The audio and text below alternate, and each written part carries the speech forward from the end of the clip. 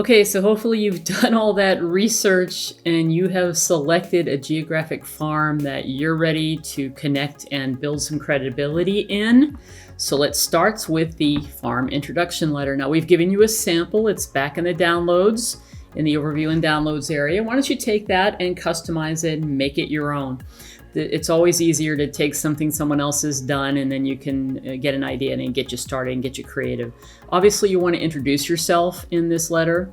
I recommend highly that you have a list of services and the value you're going to provide. Why should somebody even consider doing business with you?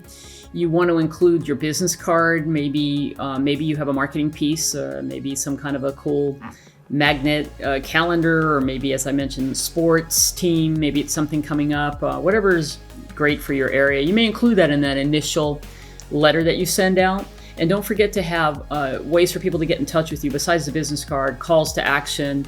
A thing I would do in that introductory letter would be if they're interested in knowing what the value of their home is currently, they could go to a landing page and drive people to a URL, for example, right off the bat.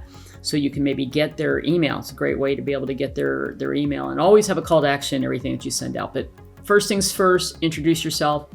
Going to recommend highly that this be a letter. You may want to consider, instead of mailing labels, hand addressing this. I know that's a lot of work, or hire somebody to help you with this. Put a real stamp on it. It may cost a little bit more, but it's really important to get that first letter opened up and to make sure it doesn't just go in the trash because somebody thinks it's just, junk mail. All right. After you do the introduction letter, you want to decide on what your monthly mailers are going to be. Now, if you have the budget, it's going to be important to try to do something on a monthly basis. And this is where you could mail something one month and then maybe door drop, if somebody's not home, you leave it on the next month. At a minimum, you should try to do 6 to 8 connections in a year at the very minimum, and obviously once a month is going to be better. Every mailer, every connection that you do, every marketing piece must have value to the consumer. Remember, with them, what's in it for me, meaning the consumer, give them something of value. As I just mentioned, even in your introductory letter, you want to have a call to action, that home value report, the fact that you have a newsletter or an offer for a free detailed market analysis, whatever it is, or even just go searching for homes in case they're starting to look for a home before they're ready to buy. Everything should be branded with your photo and your contact information. Remember that 3-7-27 marketing law. People need to see you numerous times, 3-7-27 times before they decide to do business with you. And then something unique about what you do to sell homes, I think, could be in there, whether you're driving people to your a landing page, or maybe you include testimonials. All right, so a good breakdown. You can do whatever you need to do. There's so many ideas here, but here's a general guideline where every other month you do a neighborhood or a market update. So 6 neighborhood market updates, and then in between 6 additional things that you're doing that are marketing items or postcards that include things like options to sell and buy their next home. It could be things like a vendor directory. Maybe you have a referral or leverage a local business directory, for example. It could be seasonal or holiday postcards. I like off holidays. So one of my favorite ones I've seen in the past is a postcard that goes out, and on the front it says, "I don't want to sell your home." And then you turn it over and it's like April Fool's. So there's a great April Fool's type of idea.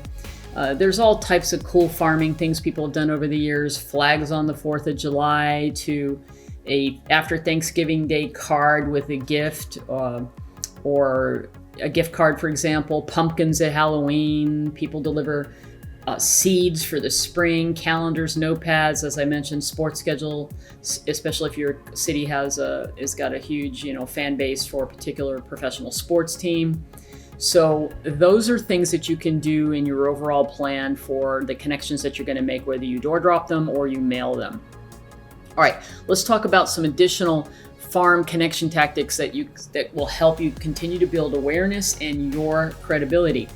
Well, you want to hold open houses in your farm clearly. So when you get a listing and it's in your farm, you're going to leverage all the success techniques I'm about to talk about.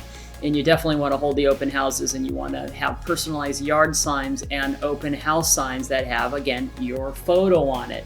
That's that whole idea of people continuing to see everything and see you everywhere. They're getting information from you. You're starting to build the network and build some community by maybe meeting people in the neighborhood. They see your signs up when you take a listing. Even if it's not your listing and you're holding an open house for another company, it's your open house signs personalized with your photo and your contact information. Consider, getting a magnetic car sign. If you're really all in on this idea of promoting your business, you could wrap your car, but at least a magnetic car sign's powerful, especially if you're going to be driving the neighborhood and finding opportunities just to connect and talk to people. I'll never forget that I took a listing one time from it, absolutely doing this. I was driving in my neighborhood and I had magnetic car signs, and somebody just waved me down and said, "Hey, you're a real estate agent? We're thinking of selling our house." I know that sounds crazy. It really did happen to me. So you never know. This is why you always want to be promoting yourself, especially around this whole area of your neighborhood. So of course you can door knock or door drop. That's going to save money, but it's also creating those opportunities for the one-on-one connecting with people. And if you're a good connector and people have seen things from you and now they can see that you're there, and that you're having a conversation with them and you're providing value, I think you're going to be fine. Now there are, no soliciting issues in some neighborhoods, and people have the signs on the door, and you just have to decide how far you can go with that. So you can deliver things like the calendars and the notepads and holiday items, and have some fun with that.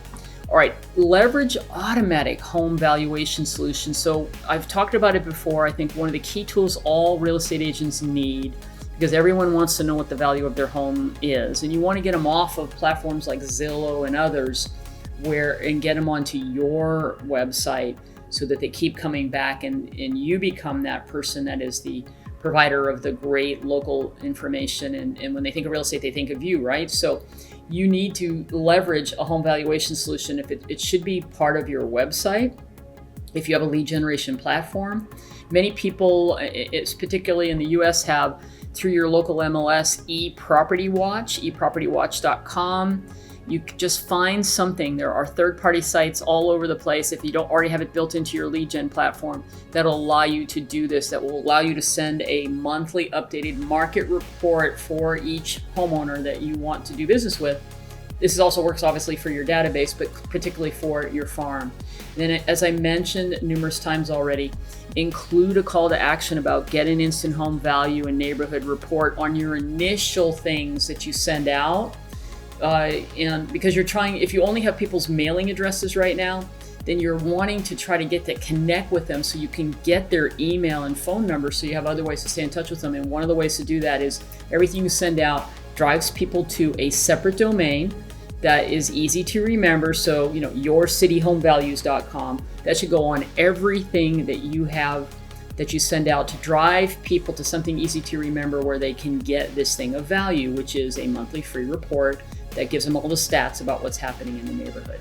So make sure you're doing that now. Next thing about leveraging your own listings. So every time you take a listing in your farm, start pre-marketing it with a coming soon flyer. Make sure you're using just listed postcards or flyers. Call the neighbors. It's on the market. Who do you know who might be interested in moving into the neighborhood? Open house invitation flyers. This is where you can circle prospect, knock on people's doors, introduce yourself yet again if you haven't been doing that, and let them know you just listed the neighbor's home. You're having a special neighborhood preview, for example, if that would be the first thing that you would do if it's your own listing and you're farming. You clearly want to do the neighborhood preview, where we've talked about this before, where you invite all the neighbors and then you can invite them to the public open house as well. Hold open houses all the time in your farm on your listings. Clearly, this is another opportunity for you to meet the neighbors. Neighbors always come to open houses. When it goes under contract or pending status, send another postcard or flyer out, or wait until it sells and do the just sold, especially if you had success like listed and sold above appraised value or list price in so many days. That stuff is really powerful. So those are all things that you can do. You can make another follow-up call regarding all the buyer interest after you've sold the home that you have listed. to see if anybody else has been considering selling. And another thing that you can do for anytime that you sell a home in your farm area is to sponsor a housewarming party for the client. A welcome to the neighborhood party. Again, you're looking for any way to have opportunities to connect with people and become that credible local market expert, the realtor of choice when they think about buying or selling. Okay, join me in the next lesson. We're going to continue talking about geographic farming, and I want to go over yet even more advanced ideas and strategies to help you build business in your farm.